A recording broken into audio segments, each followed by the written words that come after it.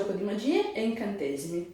Nell'arco di 3 anni, ovvero i turni, avremo a disposizione le varie stagioni e i loro dadi per collezionare mana, che ci servirà a evocare i nostri famigli, i nostri mostriciattoli adorati, per poter utilizzare i loro poteri e sconfiggere gli avversari, collezionare punti e insomma venire dichiarati i più fichi dell'universo. Ogni anno parte dall'inverno e arriva l'autunno e ogni stagione possiede un suo diverso set di dadi colorati. Dopo che il primo giocatore ha lanciato i dadi, ogni giocatore potrà scegliere il dado con la faccia con gli elementi che gli sono più utili in quel turno. Ogni stagione fornirà diverse percentuali di mana. Si potranno prendere delle stelle, che sono poi il numero di carte possibili da evocare, potranno essere pescate 9 carte, raccogliere cristalli, che sono poi i punti che ci faranno diventare vincitori, oppure cristallizzare, ovvero trasformare il mana che abbiamo già raccolto nei turni precedenti, trasformandolo in punti.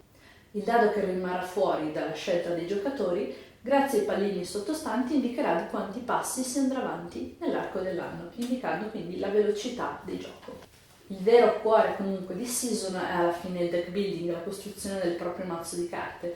All'inizio del gioco, in fase di preparazione, ogni giocatore riceve 9 carte, alle quali seguirà un draft nel quale potrà tenere una delle proprie passandole al giocatore successivo, andando a costruire così il proprio mazzo di 9 carte che andranno distribuite nell'arco dei 3 anni, quindi 3, 3 e 3, sapendo che alla fine di ogni anno le 3 dell'anno successivo potranno essere raccolte e aggiunte, aggiungendo quindi una componente, oltre di costruzione del mazzo, anche temporale, perché bisognerà pensare in anticipo quale carta sarà più utile o semplice giocare all'inizio e quali alla fine. Le carte potere si dividono sostanzialmente in 2 gruppi, gli oggetti magici e i famigli.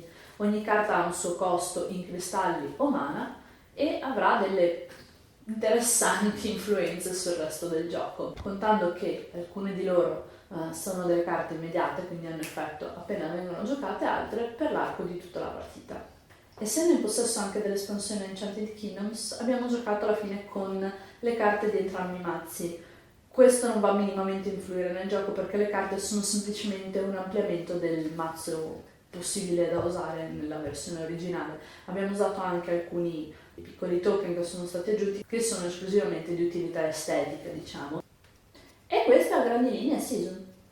Chissà se è piaciuto alle nostre giocatrici. Se volete vedere un gatto nel paese dei gomitoli, mettete l'Arianna dentro una scatola di Season. Season è bellissimo.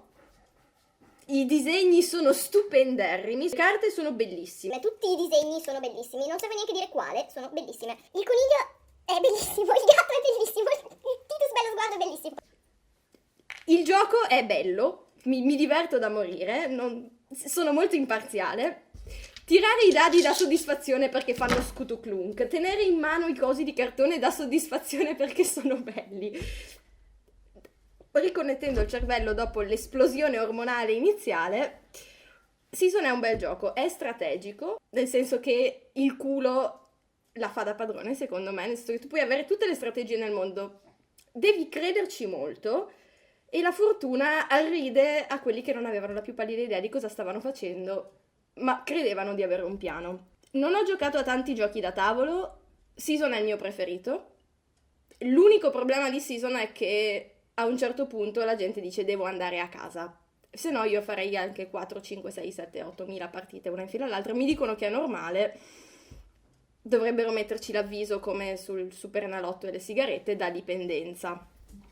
È bellissimo il draft iniziale. Mi piace tirar su le carte credendo di avere una strategia che non sarà mai quella che farò, perché poi avrò un sacco di culo dopo, per cui mi usciranno carte bellissime, per cui la strategia posso anche lasciarla perdere. La cosa migliore è far finta di aver avuto un piano, perché dà soddisfazione personale. La cosa più bella del gioco sono i disegni, secondo me, che non è poco in un gioco che ha una bellissima meccanica, dire che la cosa più bella sono i disegni. Gli oggetti sono fatti benissimo dal primo all'ultimo, non c'è una roba che non sia studiata bene. I colori posso andare in estasi per questa sfumatura di verde, infatti gioco sempre il verde. Devo trovare qualcosa di vagamente negativo da dire, se no non sono me stessa. Fuori budget, se mai volessi comprarmene 15 con cui arredarmi la stanza. 15. Il mio voto intendo, 15. Allora, per me è la prima volta che gioco a Season e mi sono divertita, anche se devo ammettere che ha delle dinamiche, cioè avendo le carte, se non gioco di carte, riuscire per la prima volta a capire bene che tipo di strategia avere, che carte giocare, l'ordine anche con cui giocarle è molto difficile. Quindi mi sono incasinata. Ho giocato fino alla fine, mi sono sorpresa perché appunto c'è anche una buona percentuale di fortuna in questo gioco. Perciò anche se io inizialmente ero assolutamente sfortunata con le carte, alla fine il punteggio finale mi ha fatto rimontare, quindi mi sono anche divertita a non essere assolutamente l'ultima. E i disegni sono meravigliosi, ti fanno anche partecipare al gioco stesso, nel senso che la parte magica viene ripresa dalle carte, dai vari trabocchetti, i vari giochi che ci sono. L'unico problema è che bisogna giocare più di una volta, perché per divertirsi bisogna conoscere un minimo le carte e non metterci 10.000 ore a fare un turno. Il mio voto è 7,5. Season è un gioco che già dalla prima partita, nell'arco del primo anno su 3, più o meno le regole si riescono a capire anche se ce ne sono abbastanza. E diventa via via più divertente perché nel momento in cui si conoscono le carte, la parte del draft o comunque del gioco va via molto più veloce perché si sanno già quali altre carte è possibile incontrare durante il gioco, si sa già più o meno quali combo è possibile fare, quindi il gioco va via velocissimo rispetto alle prime partite e con molta più soddisfazione, con molta più partecipazione perché si sa più o meno cosa si sta facendo.